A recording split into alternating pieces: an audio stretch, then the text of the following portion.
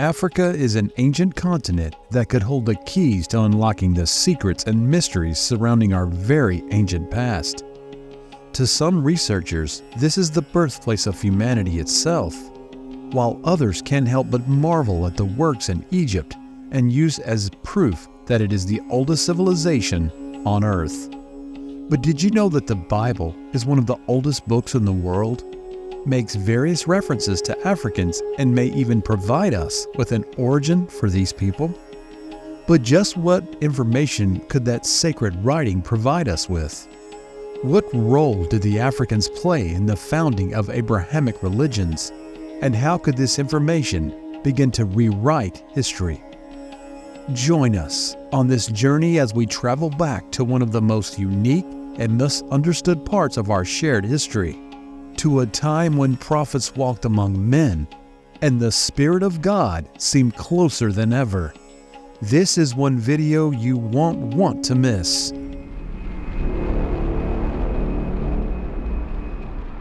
The history of Africa. Africans are one of the largest ethnic groups in the world, and their home continent is full of history that stretches back to a time before the dawn of modern civilization. It's been estimated that Homo sapiens have thrived in Africa for over 200,000 years. While it can be somewhat daunting to think of such a remote part of our planet, as we begin to consider the possibility that our ancestors have roamed this enormous continent for eons, it can open our eyes to unforeseen aspects of humanity's collective origins. But do we have any source that can enlighten us into the actual history of Africa? Well, there is one ancient book that has played a considerable role in our understanding of the ancient world, and it could also help us to get to the bottom of this mysterious and long history of the African continent. According to the Bible, all people of the earth are descendants of a man known as Noah.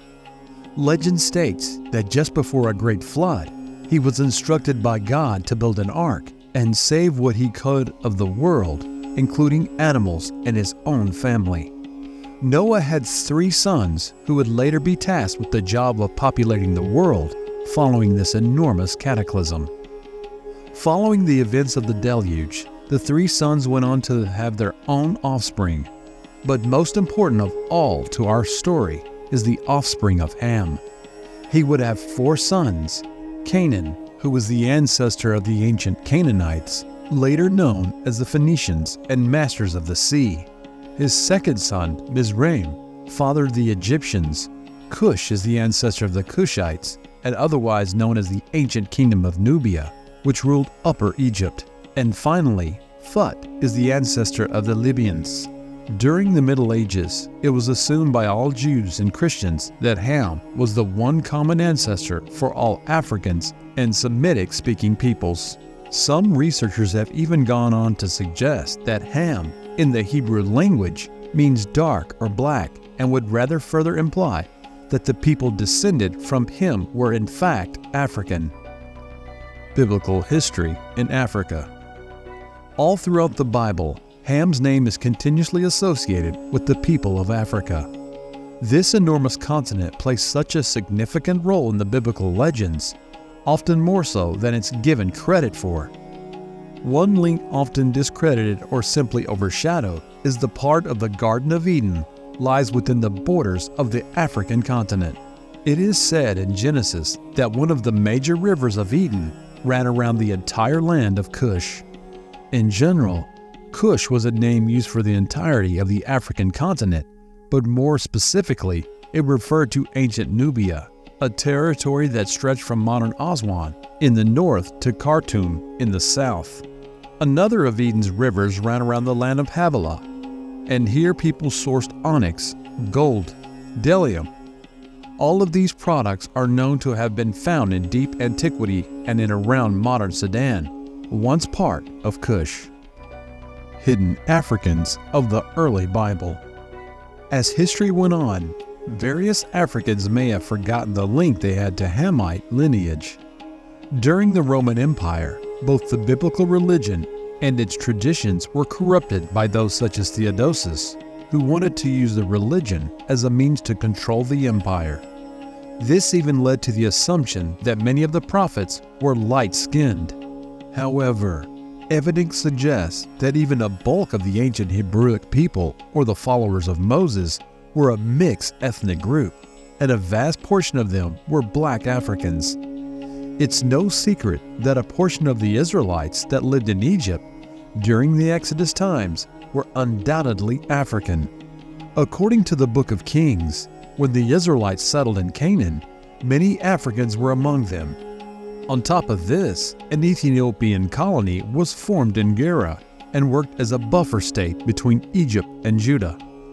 One further legend to suggest a prevalent link exists between the Africans and Israelites legend we gave that sheds insight on this is the Ethiopian speakers of the Ge'ez language, who have one of the oldest known Bibles on earth. We've told you about it in a detailed video, which you can find in the description of this video. Ge'ez is a now dead Semitic language once spoken in the nations of Ethiopia and Eritrea. Researchers who have investigated this ancient Bible knowledge that it was written at least 1,000 years before the King James Version. It contains 88 books compared to the latter 66 and includes the renowned Book of Enoch, all 3 books of Makkah, and the books of Esdras and Baruch. While theories about its origin have ranged from Syrian missionaries to interactions with Hebrews, one idea suggests that these people were part of the original Israelite settlement in Egypt before the Exodus. According to a prominent journalist and researcher, Graham Hancock, a sect of Ethiopian Jews speak of a legend deeply embedded into the culture that claims they are the guardians of the Ark of the Covenant, and it sits in a small chapel in Aksum. Not only this, but these Africans claim they are one of the oldest Jewish sects in the world and once lived in the land of Egypt before retreating south back to Ethiopia and taking with them the famed Ark. If this were true, it would begin to rewrite everything we thought we knew about the biblical history of the time. Yet to this day, no serious theologian is willing to properly investigate the claim, even though a mountain of evidence points toward the fact that the Ethiopian Jews could be the guardians of the biblical Ark. But this isn't the only mysterious claim that suggests Africa is the origin of biblical beliefs. Another theory that's yet to be thoroughly examined is just what role the Hamites had in the development of the religions of surrounding regions. Could Africans have bought for Indian religions?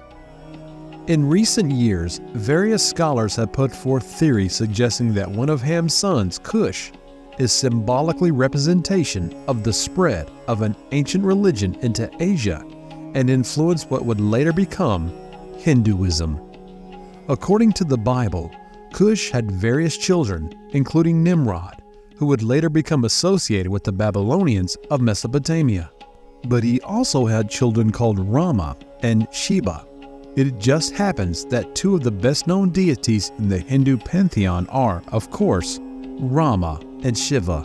Could this hint at the fact that the lineage of Ham had spread their early religion's beliefs as far away as India? If this is not enough for you to consider a link exists, there is even more evidence and is centered on the life and legends of one of the Bible's most prominent patriarchs, Abraham.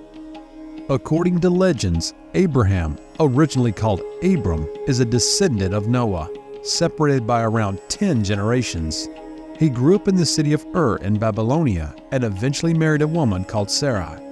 The Hebrew and Arabic patriarch is often seen as one of the most influential prophets in all of the Bible and ushered in a new age for the biblical era. But if we compare to name Abraham to Abram to another well-known Hindu deity Brahma, you may see a connection. Furthermore, when we consider that Brahma's wife was known as Saraswati, which is eerily similar to Sarah, the wife of Abraham, it becomes increasingly apparent that what we're looking at are one story spread across 2 continents. Does this bring us to the conclusion that the African people played a huge role in spreading not only the biblical religion, but also belief systems that arose in Semitic-speaking parts of Africa and Asia? It's difficult to deny the close similarities between certain aspects of Hinduism and Abrahamic religions. Would you like to see more similar videos dedicated to unusual and enigmatic aspects of ancient history? If the answer is yes, then please press the subscribe button. As always, we thank you for being with us. Until next time.